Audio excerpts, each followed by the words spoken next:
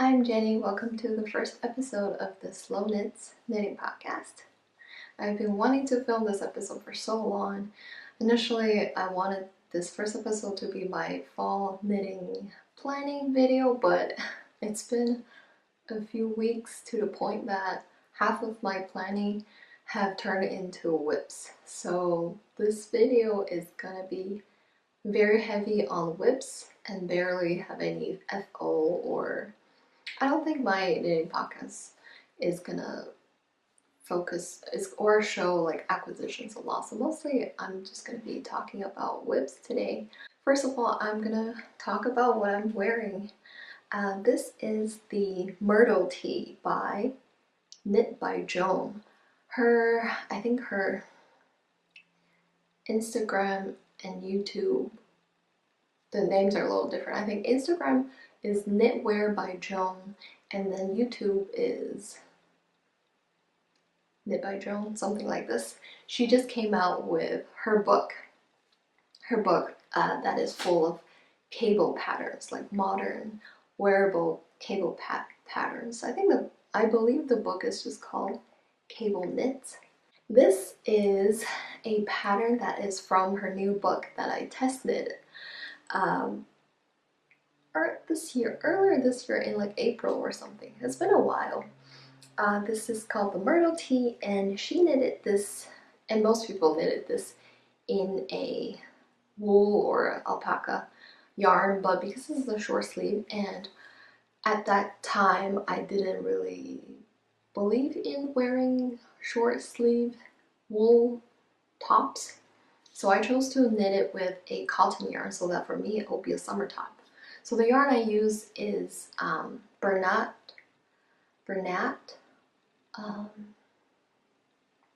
something cotton, and the color is heather gray. I believe I used 2 of those 150 gram-ish skeins or balls of the yarn. So this design is a cabled short sleeve polo shirt kind of design. It's not even short sleeve, it's like a baby sleeve because you actually don't knit any sleeves.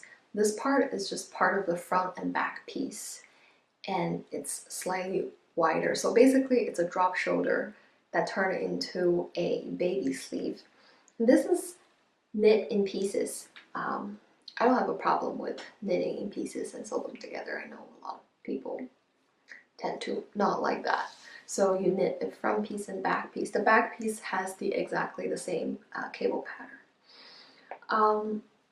And then you pick up for the collar. The collar is just knitted in 1x1 ribbing. It's not double knitting, but as you can see, like it lay beautifully. And you also knit a double folded ribbing here and also here on the sleeves. After knitting this double folded, I feel like the double folded ribbing is a little too thick. So I actually just did a single layer of 1x1 rib on the sleeves. This design, I absolutely love this design, but for myself, for this piece, I don't think this yarn is the best choice. For a cotton summer shirt, I could have picked a better yarn. This cotton yarn, I think it's just a little too solid. It's not very airy because I've used some cotton yarn. For example, Michaels has this loops and thread creme cotton that I've used, or I've used some more cotton yarn this summer for t-shirts or tank tops. I think I've used other cotton yarn that is more airy. That might be a better choice for this top. This yarn is just really dense, and because this is a cable knitting, so there's actually a lot of yarn in there, a lot of knitting. So this top is very heavy. It just drapes in a bad way. It like sags basically as I wear it throughout the day. So every time I put this on, the first 5 seconds I put it on, I'm always amazed by how pretty this piece is. I'm like, oh my god, I love this, it's so good. And then as I wear it throughout the day, or however long I wear it, it will just become looser and looser and just drape and sag more and more and more. And as you know, cotton, it doesn't shrink back, it just gets more stretched out throughout the day. So by the end of the wear time, however long it is, this collar will become huge. And then I also knitted this fairly long, so it just felt like it became longer and longer, and this opening became lower and lower throughout the day. So I'll have to keep doing this to pull it back a little bit. So, but this is totally on me. This design is still beautiful, and I'm definitely gonna knit this design again. There is only one thing I would change when I knit this, is this v-neck is a little too deep for me. I personally do not like a v-neck opening that is this low. I just don't like it. So I will, I already closed up this bottom a little bit. Originally this bottom is probably here. I would probably, I'll see, depends on the yarn I use. I think this is already plenty of opening for a v-neck. Now I'm gonna show you real quick my most recent finished object. That is this short sleeve sweater or top. It's kind of funny, when I was knitting this earlier this year, I said at that time I just didn't believe in knitting a short sleeve using wool. And now here I am, I knitted a short sleeve wool finger and weight top. So it's actually very, very lightweight. This is actually much more lightweight than this. If I fold this up, this only take up, like this is only this thick when I fold this up. But if I fold this thing up, it's actually this thick. This is much heavier. So I guess in a sense, I think like a finger weight wool could actually be much more breathable and lightweight than a DK weight cotton yarn. So this is Mudo by ThePetiteKnitter. She didn't name this Mudo sweater or pullover because she actually came out with the design with a whole set of hat, socks, and a sweater design. And it's just called Mudo. Also test knitted this one, and I chose to knit a short sleeve, and I just finished the short sleeve with a I-cord bind off. This is a very simple, basic round yoke colorwork sweater. I think the yarn I use is what makes this piece the most successful. This dark charcoal color yarn is actually a cone yarn that I got. It's a huge cone and it's very thin, like lace weight yarn that I held triple to make a finger weight. And I end up loving the fabric because it's so lightweight. It's my first time knitting, one of my first times knitting with a finger weight sweater. And I have to say, I love the fabric. This yarn is not the softest yarn, but it's also not scratchy, but it's a type that feels very sturdy. So it's a very sturdy but thin fabric. And I paired with my own naturally hand-dyed yarn. So this bright, almost neon yellow is actually a finger weight yarn that I naturally dyed with carrot tops. Isn't it incredible how carrot tops can create a color so vibrant?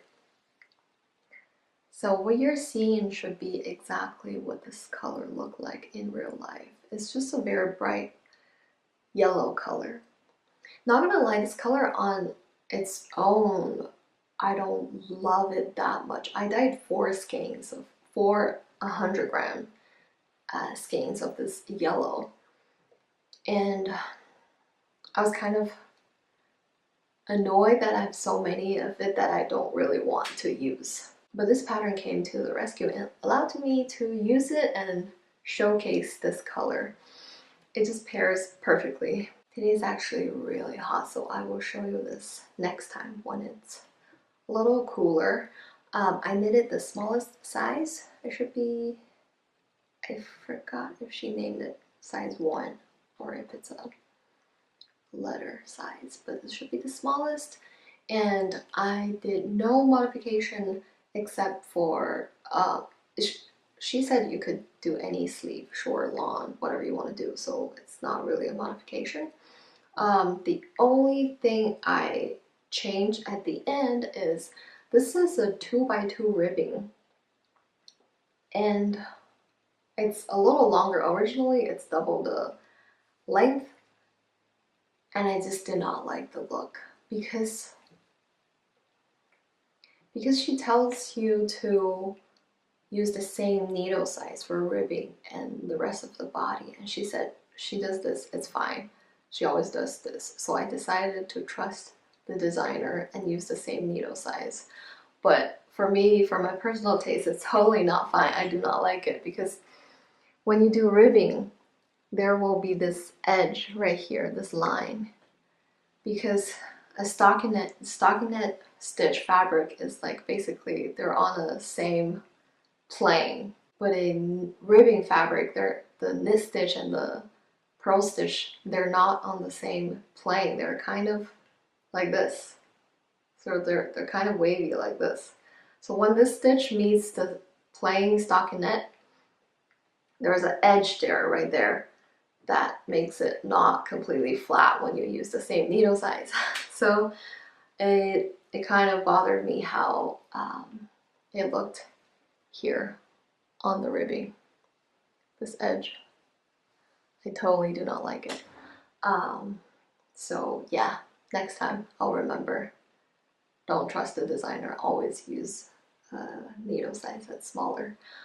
This was longer and it looked worse than this. I really did not like that, so I actually folded down the collar. It's also just a little too high for my neck. I'm not a fan of it. So I actually folded down and I put in an elastic in there to like cinched it in a little bit, and so now I like it a lot better. Okay, so that is my first finished object. I already talked for way too long. Now we're gonna get into all the whips I have right now. The first one is one of the two that I'm most actively working on. This is the swatch for it.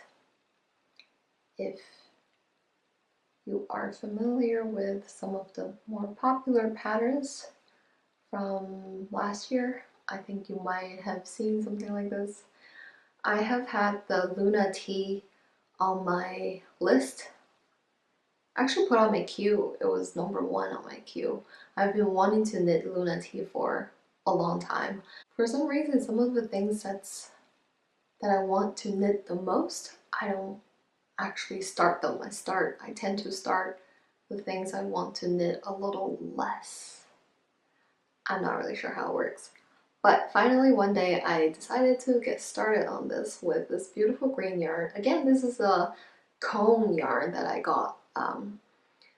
I believe this is 70% wool and 30% cashmere, and it's a light fingering weight, so it's super light. It's basically 2 strand of 2-ply, I think. So my gauge is definitely not what the pattern suggested. I also did not use the same needle size, but I'm happy with the fabric because the sample, well, the designer's sample, it looks almost a little bit see-through, and I really like that. I really like the fact that it almost looks slightly thin see-through fabric as a basic but very classy short sleeve top. Also, I think that is her intention because the design is a finger and weight yarn, but she's using 4mm needles, which is quite large for a finger weight yarn. I actually sized down to a 3.75 millimeter because my yarn is light fingering. It's I would say it's quite light. It's quite a bit thinner than a finger weight. And this is dun dun dun dun. I'm so close to finishing this. It looks so good. I love it. Everything about it. I love it. So this pattern, I can't really say which size I'm knitting because I did not follow, because I did not follow the gauge to start with. I did start with the stitch count of, I think my intention was size 2. But with this pattern, you actually, for size 1, 2, 3, something like that, don't quote me on that. For like the first 3 or 4 sizes, you start with 1 number to cast on. And for the next like 4 sizes, you start with, again, a same number of stitches to cast on. So after I realized that, I just start with the smaller cast on number. And my intention is kind of to follow size 2. I actually had the biggest struggle casting on this project because she told you to do a long tail tubular cast on. So I googled tubular cast on. And the first video I watched was from ThePetiteKnitter. She just does amazing quality and substance tutorials. So I trust her. I watched her video and I did tubular cast on, which is the most fiddly thing ever. It was such a struggle. But I did get it casted on. But I knitted maybe this much. I decided to try it on. And there is absolutely no stretch. It stopped right here. I couldn't even get it through, not even here. It stopped right here. It was like this big. It was this big and it stops right here. There was no stretch. Part of it is also, I don't know if you use other yarn, especially thicker yarn, if a tubular cast on can be more stretchy, but at least with this thin lace weight yarn, there's basically no stretch to it. And I will definitely break the yarn if I keep trying. So I frogged it. And for some reason I decided to YouTube again tubular cast on. And this time I watched 2 other videos that are using completely different method than ThePetiteKnitter tubular cast on method. And at that point I was really frustrated. I think the problem is, I haven't looked into this. I'm not sure they actually call it different names, like different tubular cast on. But I think the problem is similar to tubular bind off. People just mixed up terms and names for these 2 different concepts, but people use the names interchangeably. Some people do. So most people think they're the same thing. I think most people think Italian bind off and tubular bind off is the same method or the same result, but they are not. Tubular bind off has a few rows of double knitting, therefore creating a tube, and then you bind off the same method. But before that bind off, there are a few rows of double knitting. And that is tubular bind off, and that is the first tubular bind on that I did. It has 4 rows of double knitting, creating a tube. And that cast on, did I say bind on? Cast on. That cast on is actually very neat. My only problem is just, it doesn't work, it doesn't go over my head. So then I realized the next 2 videos that I watched is the cast on equivalent of Italian bind off, which is not tubular. It does not have double knitting. It does not create a tube. It's only binding off using, you know, that method. I think this design, the intention is the Italian, not the tubular kind of cast on. Because when I look at the photo, it looks, because it's such a thin fabric, I can see that there's no double knitting. There's no double layer. It's a single layer fabric. Anyway, so I used this new cast on method and I tried another 2 times. At the end, it's still not perfect, but I'm going to fix it at the end. It's okay. I got it. And then I knitted to about this point to realize my next problem with this design slash size. So basically, because this is a 2x2 broken rib, so the number, especially the number of stitches to start with, kind of is limited by multiples of 4.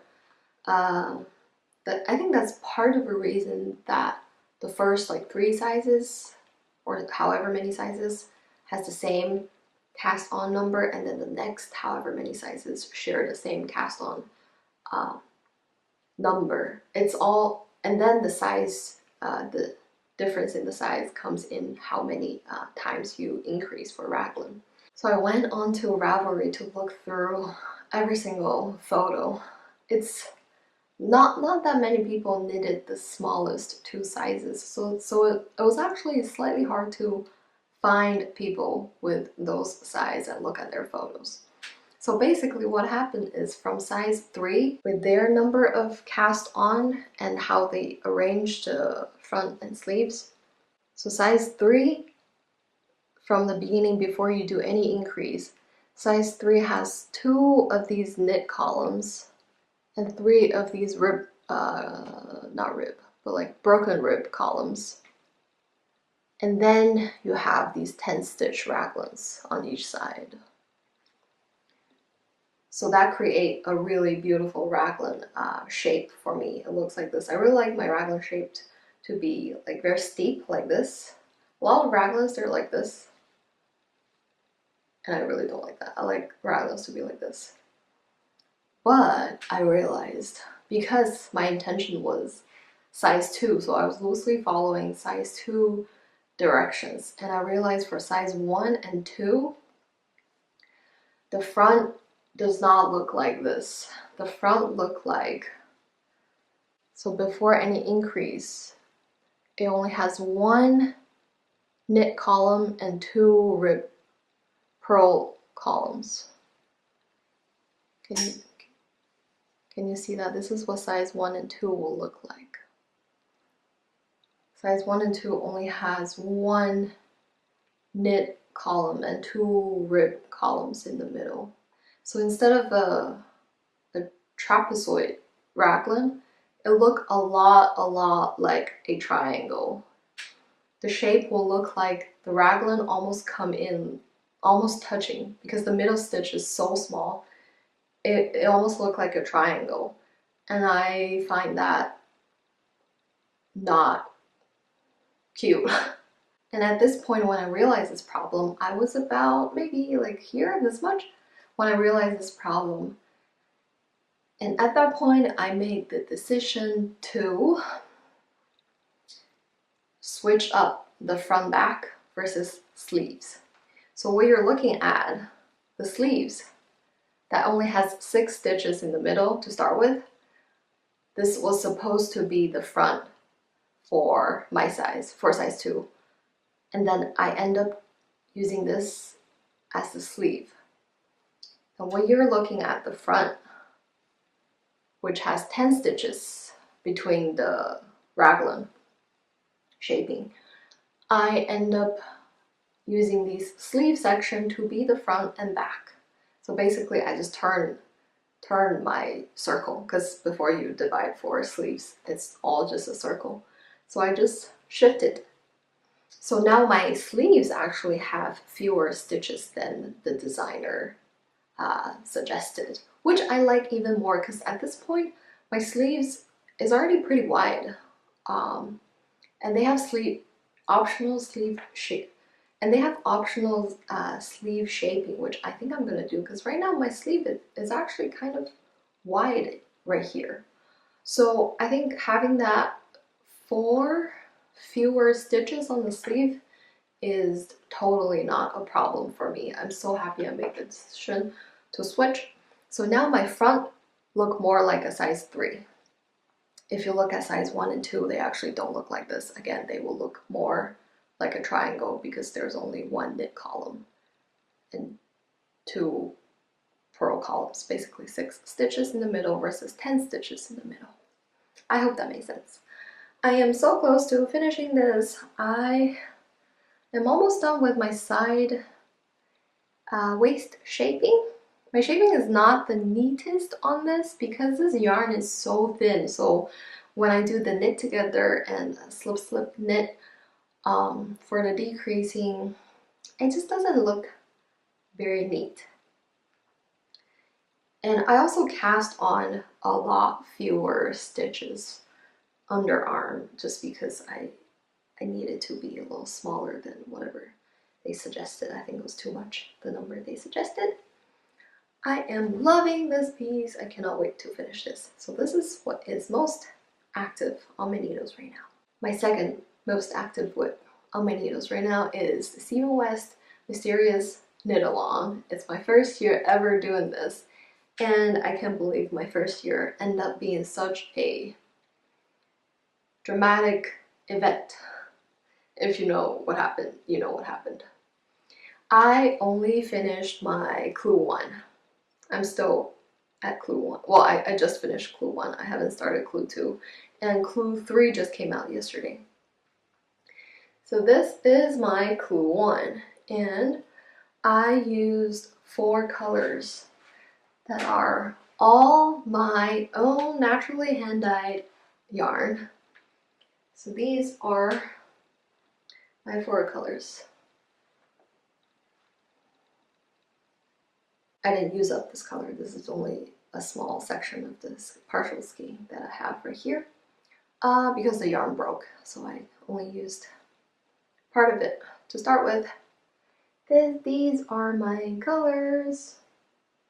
These are all my naturally hand-dyed yarn. I love it. I love how they look together. I think they go so well together. They don't really follow what Stephen West intended to be, like light, medium, a little darker, and the dark.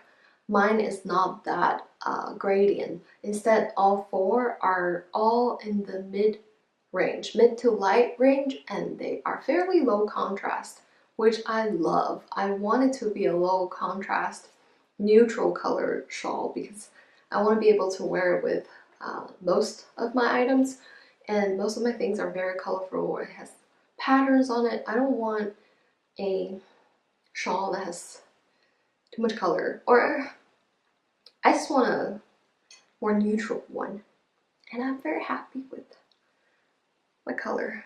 I think they work really well together. So I started with, as you can see, this is my first triangle. That is the original pattern, and then everything went down. This is the first day of things going down. So I started on my second triangle. On the first day, the second day of things start to go down.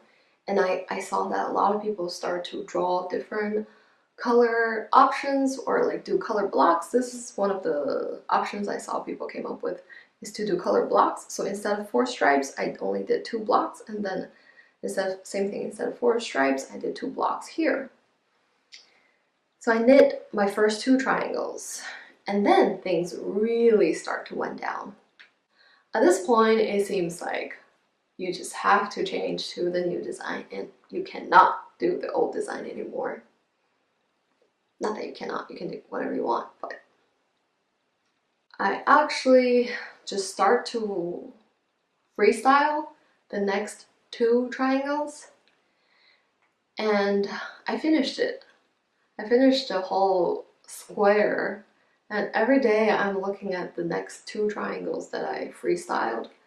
It just looks so messy because I didn't really sit down to like calculate or draw or like really plan what I was gonna do for the next 2 triangles. I really just go with the flow. But that going with the flow turned into a very unplanned, messy, fixing look that I just think it didn't look good. So I actually cut out, or I unraveled this middle triangle. I kept the borders because the borders were still looking good. I cut out this triangle and re-knit this half to be just basic stripes. I didn't do even for garter bumps stripes. I just went with the flow, kind of with changing color.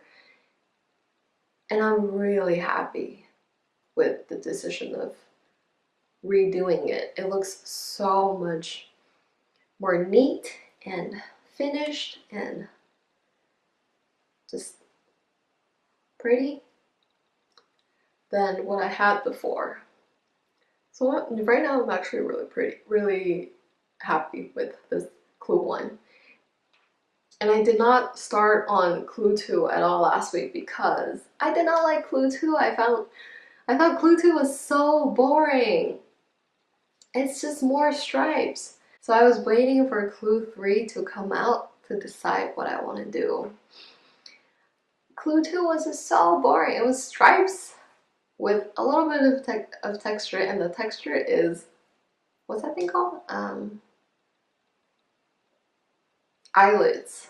And I do not like eyelids. I find eyelids just ugly.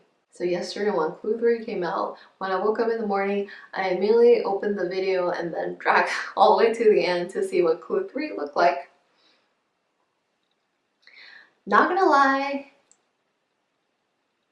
I am happy that clue 3 creates some kind of new and unique texture that I haven't done or haven't seen before. But at the same time, I'm still very disappointed that clue 3 is still stripy. So up to this point, from the first 3 clues, I think my opinion is this name is a little misleading. I decided to join it this year because the name Geo and Gradient are both things I like a lot. So I was really excited for Geo and Gradient. But from the first 3 clues, I think the word gradient is very misleading. So far, the design is stripes, is stripy, is geo stripy. I don't think it's gradient. I think gradient and stripe is 2 different things. And what we have right now is stripes, which is not gradient. It's not a matter of anybody's color choice. I just think the design so far is basically A rows of color 1, A rows of color B, color 3, color D. So it's A, B, C, D, A, B, C, D, A, B, C, D. And to me, that is called stripes, and I think gradient. So basically, when we first started with clue 1, I was really excited. I had my first yarn cake ready because I thought we're gonna start with color A for the entire clue and then gradually change into color B for the next whole section, and then gradually change into color C for a whole section. I didn't realize this shawl is gonna be ABCD, ABCD, ABCD the entire time. So I'm not super thrilled or happy with the design so far. Just stripy is not great. But I'm more excited about clue 3. So I will start on clue 2, or maybe I'll continue to wait until clue 4 comes out and then decide if I will even continue with this. We'll see. I still have so many things to share with you. My next whip is something that was a finished sweater last year, and sometime 2 weeks ago, I decided to completely cut off from here of that sweater and completely reknit that sweater. It was my first ever colorwork sweater that I barely followed a pattern. I kind of loosely followed a pattern. And I did not even try to match gauge or whatever. So the pattern is kind of a sport / finger weight pattern number, but I used that number on a DK weight yarn. So I created something that is ginormous. It was just terrible. And this is what happened after I completely redo the from here down. This my first ever colorwork sweater. This is what I have. I have finished the body completely. So from this blue yarn to this blue right here, this section is the original sweater. From there, I added this collar part because the original design, the collar is way too wide. I have a huge problem with a lot of the designs having the collar that really open up this much. I hate it. And this had that problem. Part of it is also because it was a much thinner yarn, but I used a DK, so it created a much bigger opening. So I actually picked up and re-knit from this direction back up to give it this collar, and this is where I cut off. And this section is the new motifs that I picked. I just picked motifs I like from all kinds of different inspirations. And this whole sweater, it's just bits and bops. It's just bits and single skeins or like leftovers from everywhere. I am super happy with the yarn choice of this section. Now I think orange and purple just look so good together. I'm also really feeling this motif. I think it's so pretty. This orange is leftover from my Salty Days sweater. I did an orange Salty Days. Yeah, and then the white yarn, I just used my single skeins of cotton yarns that I have held together with single skeins of finger weight wool or alpaca that I randomly get. So it's a great stash buster. I used up a lot of my single skeins and leftovers and just random stuff that in my first year of knitting I will buy 1 or 2 balls of random yarn just to try it, but then I never got a chance to try it because I couldn't do anything with them. And I like to try different things every time I knit a sweater, so this time I decided to try a different ribbing. I actually knitted a 2x1 ribbing this time, and I did a really long 2x1. I'm hoping after washing it, this cinched in will like open up a little bit, so it will be straight, long ribbing. And I cast off with the orange yarn. So now this just needs sleeves. I was like knitting on this like crazy ever since I cut it off, so I knit this whole thing in maybe like a week. I just haven't got to the sleeves because 1, it's been kind of hot lately, and 2, I just haven't decided which white yarn I'm gonna use for the sleeves. I think I've already used up all my white cotton yarn, so I might just double a finger weight wool that I have for here. We'll see. This is the next whip that I'm not so actively working on. The next whip is this is actually my first ever kind of finger and weight sweater. The design is supposed to be a sport weight. I just could not find any yarn that is sport weight. Mine is a Again, a cone yarn, cashmere, and I used it held triple, which created a finger and weight. This is another test knit. Can you guess who is the designer? I think if you know, it'll probably only take you not even 2 seconds to guess who the designer is. This is designed by Sari Nordlund, and this is actually one of the designs that is in her new book that is coming out. So this was a secret test knit, but now she has shown all the designs. I think this one is called Calliope. I'm not 100% sure how to say that word. Yes, I never finished this sweater. I finished the yoke and I also finished the body of this sweater. I just need to work on the sleeves. This is a beautiful, beautiful warm tone, yellow undertone, brown color. It's a cashmere yarn that I got, and it is so soft and super lightweight. And pretty proud of my knitting because I think, just look at the stockinette stitch.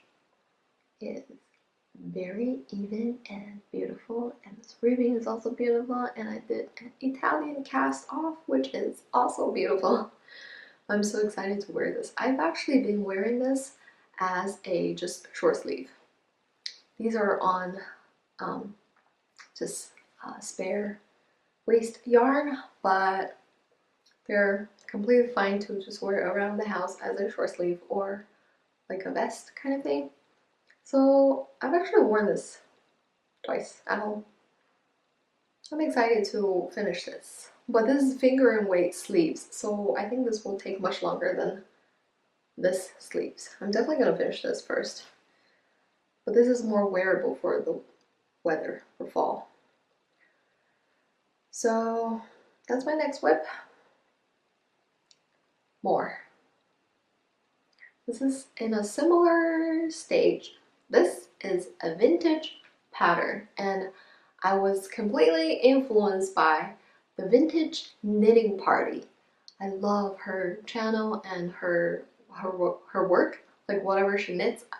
I think she does a great job and she has great taste, and I think she makes a lot of the vintage pattern I see.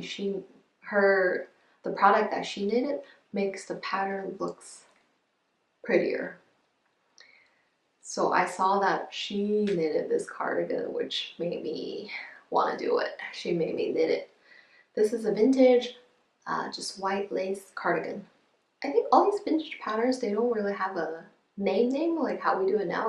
This is literally called just white lace cardigan, I think.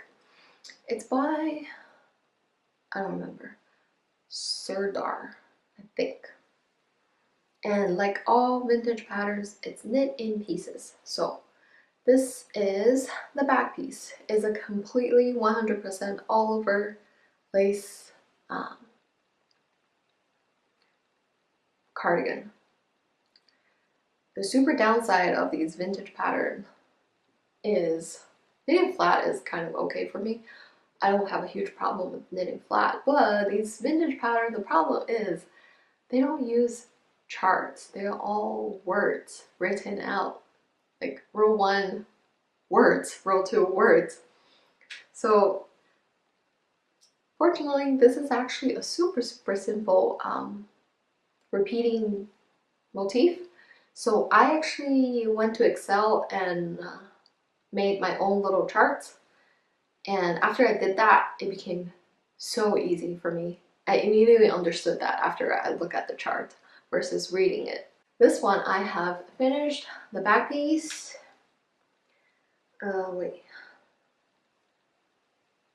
Right front,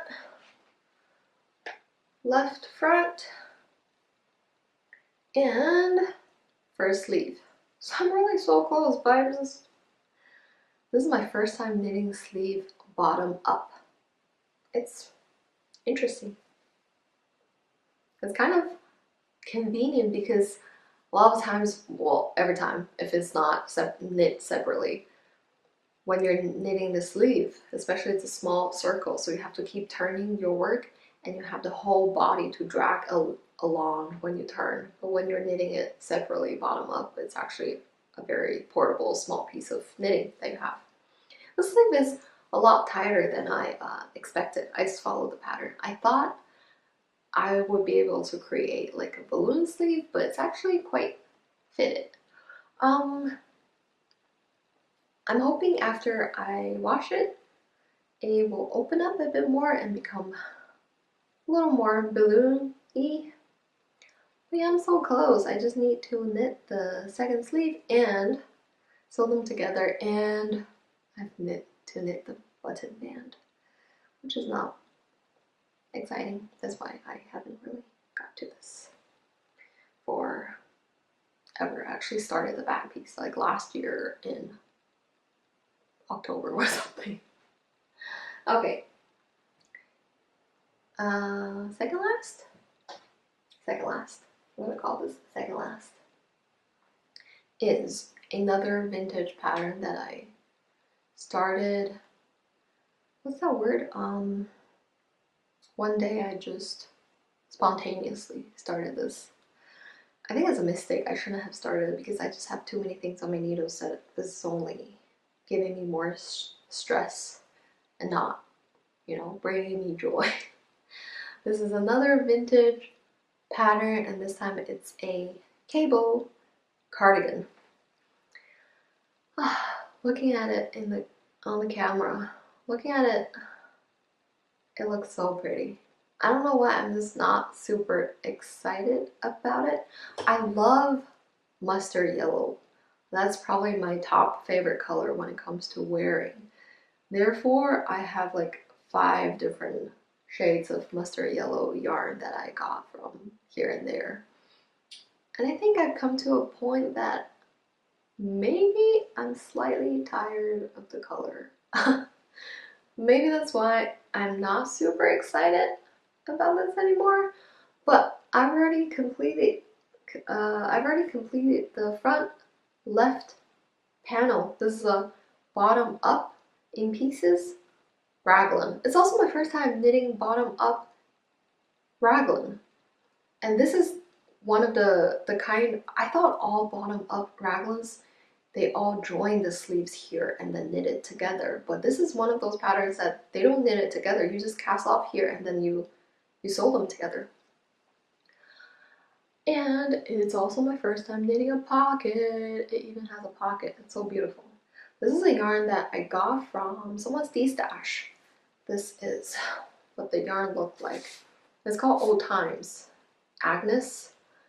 I'm not sure if Agnes or Old Times is the brand, but I believe you can get this yarn on Amazon. It's 100% superwash merino wool. It doesn't say superwash, but I'm pretty sure this is a superwash. And it's a worsted weight yarn, 100 grams, 165 meter, yeah, worsted. And I have five skeins of this. And knitting the left front already cost me more than one skein. My first skein ran out. I ran out here. So I'm pretty sure I won't have enough yarn. I'll have to buy more of this. I think this yarn, when I look at it, it's really beautiful because it's a little tonal. I think it has the effect of a hand-dyed yarn. But I don't think this hand-dyed, it just has the effect of a tonal color, or like a kettle dye, like Malabrigo yarn, that kind of tonal coloring. But when you knit it up, it's not very obvious, but on camera it still looks very pretty. This is good. It makes me more excited about this project. But yeah, this is on the back burner. A lot of these things are on the back burner right now. This is 100% on the back burner because I need to dye more yarn to continue with this project. This is, again, my own naturally hand-dyed yarn. And this is the famous Guernsey Genser that everybody was knitting last year. Look how ginormous this design is. It's I think oversized is an understatement in this case. This is the yarn I dyed with avocado, and I'm holding it double, so I'm holding this finger yarn double, creating a DK. I dyed 400 skeins and I've used them up, and I'm not even close.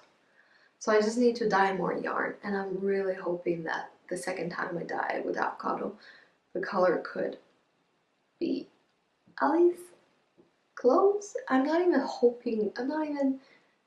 having the hope that they will be completely the same, exactly same color, but I'm just hoping that it could be close. Yeah, so that's part of the reason that I'm trying to knit at a flat position, so that if the color change from here instead of the body is one color, sleeve is one color, sleeve is one color.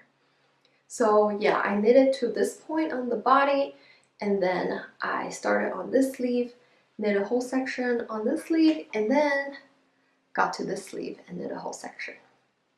And I've not completely used up all my first batch of yarn. I saved this because I'm gonna use this last bit too, because I'm holding it double, so I'm gonna use this original color to hold with the new color. So hoping that will help the transition to be a little smoother. I changed this section. This section is originally supposed to be double moss stitch, I think, and I changed into broken rib, 1 by 1 broken rib, and I love the look. It's just completely a waffle look, and I love it.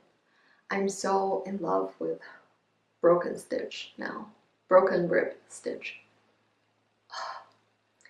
Yeah, so this, like I said, oversized is an understatement, and because it's so oversized, I let my husband try it on, and turn out this size fits him perfectly.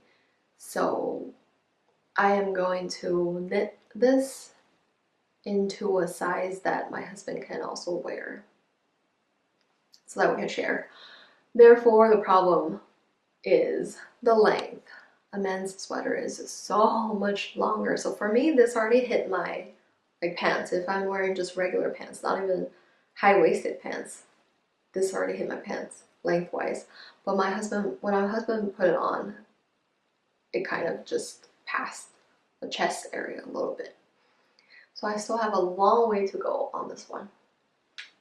But this is also on the back burner right now. Thank you so much for watching. See you next time. I'm excited to show you the progress on all these whips.